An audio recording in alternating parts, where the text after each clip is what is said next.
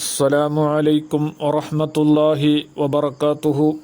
Right way ಚಾನಲ್ನ ಮತ್ತೊಂದು ಹೊಸ ವಿಡಿಯೋಗೆ ಪ್ರೀತಿಯ ವೀಕ್ಷಕರಿಗೆ ಮತ್ತೊಮ್ಮೆ ಸ್ವಾಗತ.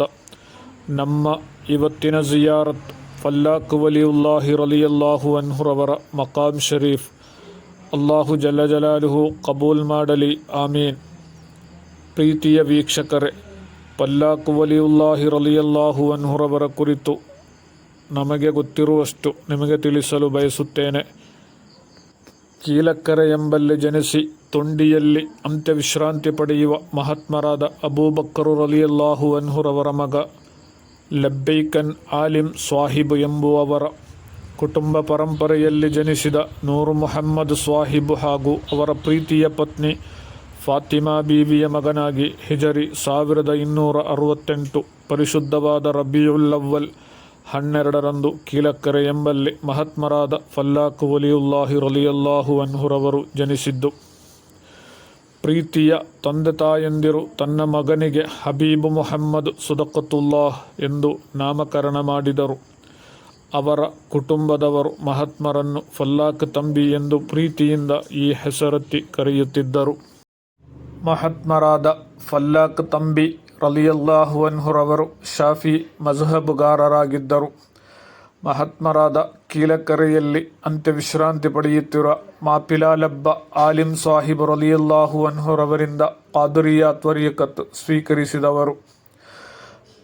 15ನೇ ವರ್ಷದಲ್ಲಿ ವಿಶುದ್ಧ ಕುರ್ಆನ್ ಪಠನ ಪೂರ್ತಿಗೊಳಿಸಿದರು. ತನ್ನ 23ನೇ ವಯಸ್ಸಿನಲ್ಲಿ ಪರಿಶುದ್ಧವಾದ ಹಜ್ ಕರ್ಮ ನಿರ್ವಹಿಸಿದರು. ತಮಿಳು ಭಾಷೆಯಲ್ಲಿ ಅದೆಷ್ಟೋ ಕವಿತೆಗಳನ್ನು ಬರೆದಿದ್ದಾರೆ ಮಹಾತ್ಮರು. ಪಾರಿವಾಳ, ಜೇನುನೊಣ ಮೊದಲಾದವು ಆಶಯ ವಿನಿಮಯ ನಡೆಸುವುದನ್ನು, ಪ್ರತ್ಯೇಕವಾದ ಶಬ್ದವನ್ನು ತಿಳಿಯುವಂತಹ ಶಕ್ತಿಯನ್ನು ಅಲ್ಲಾಹು ಮಹಾತ್ಮರಾದ ಫಲ್ಲಾಕ್ ವಲಿಯುಲ್ಲಾಹಿ ರಲಿಯಲ್ಲಾಹು ಅನ್ಹುರವರಿಗೆ ನೀಡಿರುತ್ತಾನೆ. ಒಮ್ಮೆ ಒಂದು ಪಾರಿವಾಳ ಖಾತಮುಲ್ ವಲಿಯಿ ಎಂದು ಹೇಳುವುದನ್ನು, ಮತ್ತೊಮ್ಮೆ ಒಂದು ಚಿಟ್ಟೆ ಝೈನುಲ್ ಆಲಿಂ ಎಂದು ಕರೆಯುವುದನ್ನು ನಾನು ಕೇಳಿದೆ ಎಂದು ಮಹಾತ್ಮರು ಹೇಳಿರುವುದಾಗಿ ಹೇಳಲ್ಪಡುತ್ತಾರೆ. ಅದೆಷ್ಟೋ ಕರಾಮತ್ತುಗಳು ಮಹಾತ್ಮರಿಂದ ಪ್ರಕಟಗೊಂಡಿರುತ್ತದೆ. ಒಮ್ಮೆ ಕೀಲಕ್ಕರೆಯಲ್ಲಿ ಅಂಗಶುದ್ಧಿ ಉಲೂ ಮಾಡುತ್ತಿರುವಾಗ ಹೌಲಿನಿಂದ ನೀರು ತೆಗೆದು ಮೇಲ್ಭಾಗಕ್ಕೆ ನೀರು ಎಸೆಯಲಾರಂಭಿಸಿದರು. ಜನರು ಮಹಾನರೊಂದಿಗೆ ಕಾರಣವನ್ನು ಕೇಳಿದರು. ಆಗ ಮಹಾತ್ಮರು ಹೇಳಿದರು, ತೊಂಡಿ ಪ್ರದೇಶದಲ್ಲಿ ಬೆಂಕಿ ಹತ್ತಿಕೊಂಡಿದೆ, ಅದಕ್ಕೆ ನೀರು ಎಸೆದು ನಂದಿಸುತ್ತಿದ್ದೆ ಎಂದು ಮಹಾತ್ಮರು ಉತ್ತರವನ್ನು ಹೇಳಿದರು. ಜನರಿಗೆ ಸಂಶಯವಾಯಿತು. ಹಲವರು ತೊಂಡಿಗೆ ಹೋಗಿ ಅನ್ವೇಷಣೆ ಮಾಡಿದರು. ಆಗಲೇ ಮಹಾತ್ಮರು ಹೇಳಿದ ಸತ್ಯತೆ ಅವರಿಗೆ ಮನದಟ್ಟಾದದು. ಬೆಂಕಿ ಹತ್ತಿದ ಜಾಗದಲ್ಲಿ ಆಕಾಶದಿಂದ ಮಳೆಯ ಥರ ನೀರು ಬೀಳುತ್ತಿತ್ತು. ಒಮ್ಮೆ ಕೀಲಕ್ಕರೆಯಿಂದ ಏರ್ವಾಡಿಗೆ ಸಮುದ್ರ ತೀರದಲ್ಲಿ ಎತ್ತಿನ ಗಾಡಿಯಲ್ಲಿ ಯಾತ್ರೆ ಹೋಗುತ್ತಿದ್ದರು.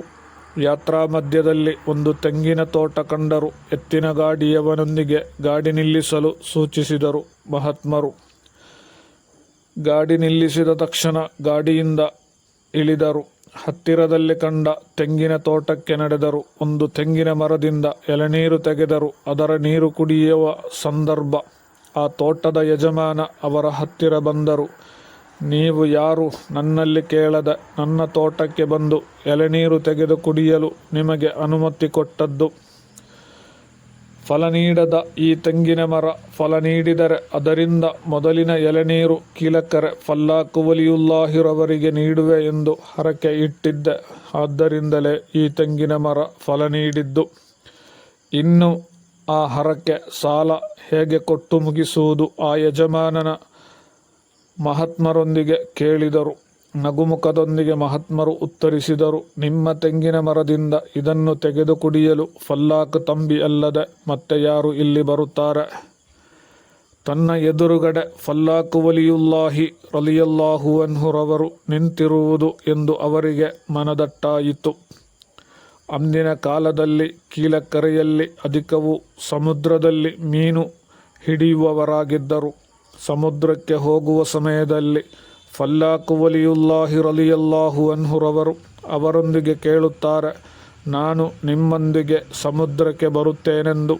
ಅವತ್ತು ಪ್ರಾಯವಾದ ಮಹಾತ್ಮರನ್ನು ಅವರು ಸಮುದ್ರಕ್ಕೆ ಮೀನು ಹಿಡಿಯಲು ಕರೆದುಕೊಂಡು ಹೋಗಿಲ್ಲ. ನಾವು ಸಮುದ್ರದ ಅಬ್ಬರದ ಅಲೆಗಳಿಂದ ಮೀನು ಹಿಡಿಯಲು ಹೋಗುವುದೇ ಕಷ್ಟ. ನೀವು ಬಂದರೆ ಅದು ತುಂಬ ಕಷ್ಟಕರವಾಗಬಹುದು. ಮಹಾತ್ಮರನ್ನು ತಮ್ಮೊಂದಿಗೆ ಕರೆದುಕೊಂಡು ಹೋಗದೆ ಅವರು ಸಮುದ್ರಕ್ಕೆ ಹೋದರು. ಅವರು ಸಮುದ್ರದ ಮಧ್ಯಭಾಗಕ್ಕೆ ಮುಟ್ಟಿದಾಗ ಅವರು ಅಲ್ಲಿ ಒಂದು ಅದ್ಭುತವನ್ನು ಕಂಡರು. ಸಮುದ್ರದ ಮಧ್ಯದಲ್ಲಿ ಫಲ್ಲಾಕು ವಲಿಯುಲ್ಲಾಹಿ ರಲಿಯಲ್ಲಾಹು ಅನ್ಹುರವರು ಕೂತಿರುವುದನ್ನು ಕಂಡು ಅವರು ಆಶ್ಚರ್ಯಚಕಿತರಾದರು. ಹಾಗೆಯೇ ಅದೆಷ್ಟೋ ಕರಾಮತ್ತುಗಳು ಈ ಊರಿನವರಿಗೆ ಮಹಾತ್ಮರ ಕುರಿತು ಹೇಳಲಿಕ್ಕಿರುವುದು. ಇನ್ನು ಈ ಮಹಾತ್ಮರ ಕರಾಮತ್ತಿನ ಕುರಿತು ಹೇಳಲಿಕ್ಕಿದೆ. ಮಹಾತ್ಮರ ಕುರಿತು ಕೀಲಕರೆಯ ಜನತೆಗೆ ಹೇಳಲು ಸಾವಿರ ನಾಲಗೆ.